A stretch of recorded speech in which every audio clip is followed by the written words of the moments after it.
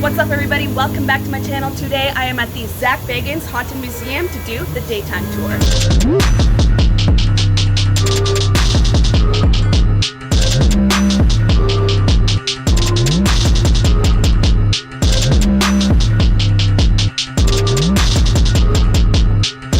You have to sign a waiver in order to do the tour, and I thought it was pretty interesting that the waiver nowadays is pretty mild. I remember back in the day, it used to actually talk about demonic possession. It was really hardcore. I think they should bring it back. Unfortunately, nobody's allowed to record during the tour, but I was able to get footage of the ticket room and the gift shop.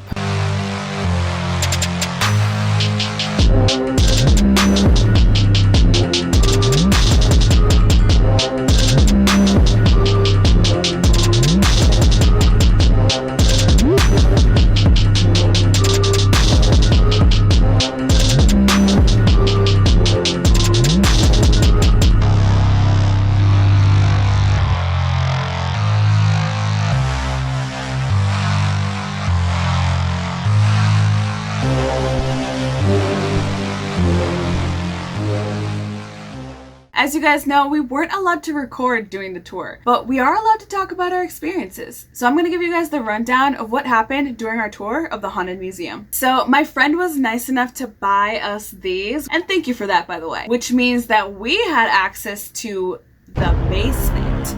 We'll get to that. I want to start off by saying that the initial room, the first room that you walk into that's actually part of the tour, honestly had the darkest energy of the entire building. And I know that sounds crazy because it's just like an intro room. It definitely wasn't positive. It was negative and it was strong. And I was shocked because I've been to the Haunted Museum like 2 or 3 other times, and the first room has never done this to me. I've never felt this way in this room before. And this hit me extremely hard. The second room that hit me really hard, but I guess you could say in a good way, was the room where Ed Gein's cauldron is. Oh, I love that room. I live for that room. I love that cauldron. I know it's pretty messed up what he did in it, but it's really charged with like witchcraft energy, and I'm drawn to that. And I definitely stared into that cauldron for like a really long time, and I freaked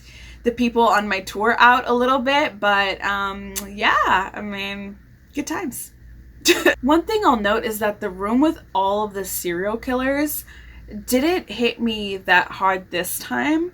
The previous times I walked into that room and literally felt sick, like sick to my stomach. I didn't actually throw up, but it was like I felt nauseous. It didn't feel good in there. Definitely felt like I needed to get out of there. But this time around, I didn't really feel all that. So that was interesting. They've changed a lot of stuff since the first time I ever went to the Zak Bagans Haunted Museum. The top used to not have the big curtain that separates the different floors. You used to be able to just like look down. The Dybbuk box used to not be enclosed in a wall. It used to just be a piece of glass. And I remember going there and seeing it and just being separated by only that piece of glass. Peggy's room, I remember that you used to be able to go in and just like look at her for a little bit and then come out.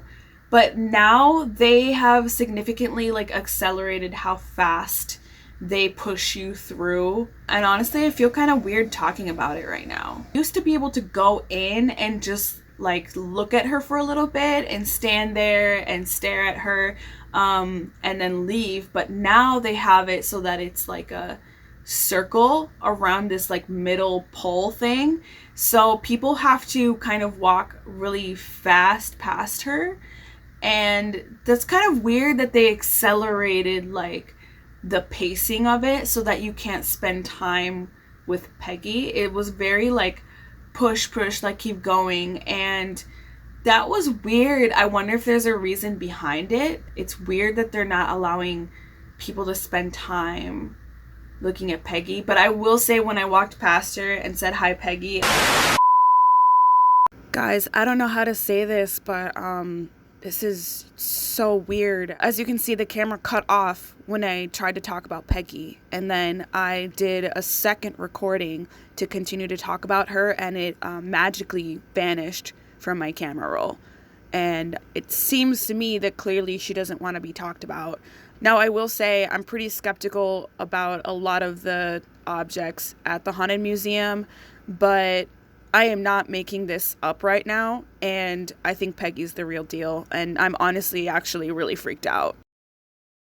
Anyways, another thing that happened was that at one point I remember thinking that I saw a cat running behind me. It was in the area right before you get to the gift shop, and I looked down and I thought I saw a cat, and then when I looked back again, there wasn't anything there. Oh, but the craziest thing that happened was when we were in what I call the technology room, and we felt two loud knocks on the wooden panel with the writing. This was weird because, so I was looking down when the two knocks happened, but my friend was looking at the other people that were in the room with us, and he said that none of them did those two knocks. So we basically experienced two disembodied knocks in the technology room. But the basement, oh my god, you guys. Okay, so like the basement is no joke.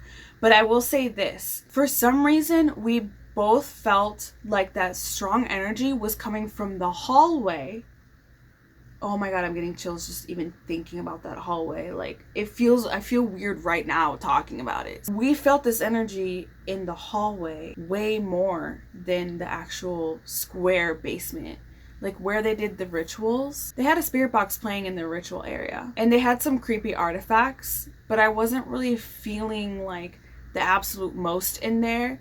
But the hallway, like that leads to that area, oh my god, what?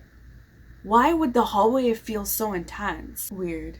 Overall, I'd say this was a crazy experience. Like, there's some exhibits that don't seem like much, and then there are other exhibits that are like, okay, like this is definitely the real deal. So I had a great time, and I do recommend to anybody who's interested in the paranormal, check it out. If you want to see more videos like this, subscribe.